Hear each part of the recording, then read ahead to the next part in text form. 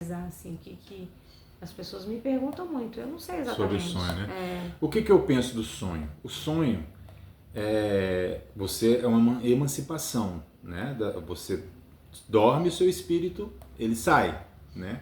E aí vai depender do seu espírito, da sua evolução moral, para onde você vai. Tem muita gente que vai para orgias, tem muita gente que vai estudar, tem muita gente que vai trabalhar, né? Mas, então, isso mas depende muito. Toda noite, sempre, o espírito sempre sai do corpo? Ou não? Isso, é isso que eu digo, depende. Depende. Tem dia que você fica juntinho do lado ali lá. do corpo. Depende muito da evolução moral, do Depende do conhecimento de cada pessoa. Muita gente pergunta, e o sonho, será que é verdade? Será que não é? Eu acredito que existe muito, os estudiosos chamam de lixo, que é aquilo que você passa durante o dia, o que você assimila e está no subconsciente. Eu acredito que acontece muito isso, acredito que acontece uma mistura. Por exemplo, às vezes minha filha um dia desse estava perguntando, pai, aconteceu isso, isso, isso. Eu falei, minha filha, pode ser que você foi trabalhar ou você foi estudar e misturou com um lixo ou com outras coisas que pode ter acontecido nesse sonho. Pode ser que você, fora do corpo, vai para algum lugar que não seja tão tranquilo e as entidades que ali estão vão fazer você pensar que ali é meu avô, ali é... E aí eles conseguem te manipular. Então depende muito do sonho, né? Uma vez, algumas vezes já aconteceu isso comigo. De eu estar dormindo, né? Eu durmo e aí eu saio para o trabalho. Muitas vezes do centro onde eu trabalho. E eu estava no trabalho e de repente porque às vezes, a maioria das vezes a gente não lembra, né? Mas esse dia eu me liguei e me lembrei. Eu estava dormindo, estava no trabalho e aconteceu alguma coisa difícil comigo e eu falei, não, eu tenho que sair daqui. Talvez porque eu deixei a minha consciência em espírito se permear com a minha consciência encarnado, não sei se você vai conseguir entender um pouco. E ali eu falei, não, eu não quero ficar aqui, eu não quero ficar aqui, e já saí com medo, né?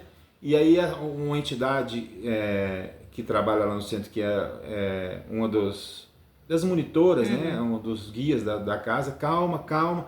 E eu sabia que estava trabalhando, sabia que estava dormindo, eu sabia, era nítido. E eu falei, não, eu quero voltar para o meu corpo, porque eu me desesperei e aí de repente eu acordei. Então, isso já é um sonho real, porque eu me desdobrei e sabia que eu estava dormindo e queria voltar. Então, assim, isso depende muito. Muitas vezes as pessoas me perguntam, Adriano, o que significa isso? É muito relativo, muito. Você tem que analisar como que a pessoa foi dormir. Não como que a pessoa foi dormir, se ela fez uma oração, se ela se ligou à espiritualidade maior, se ela pediu que o seu guia a levasse para fazer um estudo, para fazer um trabalho, ou não, foi para a orgia, foi para farra, depende. Depende muito do sonho. Por isso que eu falo do desdobramento, quando eu era mais nova, eu desdobrava, mas não conseguia sair do quarto. Eu ficava no teto olhando meu corpo. Eu não saía dali. Não conseguia sair. Só ficava... Eu via meu pé, geralmente você vê mais os pés. Eu via meu pé, gente, mas eu tô lá e eu ficava desesperada para voltar. O desdobramento, quando acontece assim, que você só vê o corpo e volta assustado, ou só vê o corpo e fica um pouco ali e volta. Existem hoje em alguns lugares, algumas casas espíritas, eu acho que até psicólogos, não sei informar certamente, e que eles treinam, eles estudam sobre isso e treinam esse desdobramento. Usa-se muito esse desdobramento em trabalhos dentro das casas espíritas. Eu participo de uns trabalhos e geralmente eu tenho periodicamente eu tenho essa experiência de desdobramento. O que acontece? Eu, lógico, acordado dentro do trabalho, meu espírito sai, vai a certos lugares, lógico, junto com as entidades, com os guias. Algumas vezes no começo eu ficava muito receoso e pensava, eu estou com medo, mas a entidade falava, calma, a gente está aqui com você, a gente precisa da sua energia. E aí eu ia até aquele local, né, os lugares mais inferiores, vamos dizer assim. Aí chegava mais densos, né? Mais densos, exatamente. Chegava nesse local, eles usavam a minha energia, faziam o que tinha que ser feito, que era para resgatar, ou acender aquela luzinha no coração daqueles irmãos e voltava. Então isso aconteceu várias vezes, lógico que nunca sozinho. Sempre tem uma com a equipe entidade, que te sempre a protege, equipe. né, que tá ali te conduzindo. Tem uma coisa interessante que às vezes a pessoa que tem a mediunidade assim muito aflorada, às vezes ela acaba se tornando fanática e acha que tudo é espiritual. Tudo. Eu acho que é importante a gente lembrar. A virtude está no meio. Pois é o caminho do meio. É a gente lembrar que se a gente tem uma vida material, uma vida terrena, se a gente está na matéria, claro que igual a gente falou aquela hora, eles influenciam muito mais do que a gente imagina, ok? Porém, existe o livre-arbítrio e nós estamos vivendo uma oportunidade na matéria para evoluir. Então a gente pode sim contar com o auxílio da espiritualidade, né, com a mediunidade, mas a gente precisa lembrar da nossa responsabilidade enquanto encarnado. Exatamente, né? Exatamente. Porque acontece muito isso. Às vezes nós temos as nossas dificuldades, né? Orgulho, vaidade, e a gente acaba atribuindo a nossos erros à espiritualidade. Não é bem assim. Não é tudo espiritualidade, né? Lógico, como você falou, a gente é mais influenciado do que você possa imaginar. Mas eles vão influenciar dependendo do quê? Da nossa energia. Das nossas escolhas, do que a gente sintoniza, do que a gente... Isso, né? E não é tudo.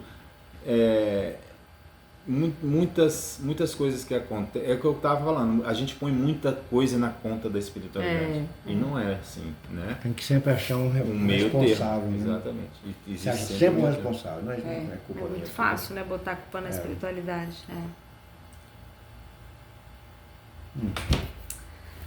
Deixa eu ver o que mais. A dona Lívia era muito fanática, tadinha. E as pessoas acabam perdendo a mão, né? Tudo é espiritual, tipo, aí eu falava, eu vou tô comprar. com dor de estômago. É espiritual. Irmãozinho, não, porque eu comi muito. A gente tem que tomar cuidado no seguinte, a gente não pode pôr tudo na conta, mas para aqueles que estão começando, a gente tem que procurar uma ajuda. Por exemplo, muitas vezes eu tive visões, via a espiritualidade, escutava e pensava assim, não, eu não vou falar, vou sofrer sozinho, ou para não me chamar de louco, ou para falar que tudo é espiritualidade, né? A gente tem que ter esse meio termo. Muitas pessoas hoje, às vezes vê, né, e fica sofrendo sozinho sem falar para alguém, né? Sem procurar uma ajuda, com medo, né? Ou de pensar que é tudo da espiritualidade ou da própria mente. Então a gente tem que tomar muito cuidado com esse meio termo. O que acontece? Muitas vezes, no dia a dia, eu vejo coisas que eu penso, é necessário falar? Vai impactar, vai fazer vai diferença? Ajudar? É isso mesmo. Entendeu? Então muitas vezes eu não falo, eu não relato, fico para mim. Ah, mas isso não é egoísmo? Não, não é egoísmo. Porque se for uma coisa que vai agregar para aquela pessoa, ou vai agregar para aquele irmão espiritual, aí eu vou falar. Aí vamos lá, vamos tentar ajudar. Mas se não, eu não falo.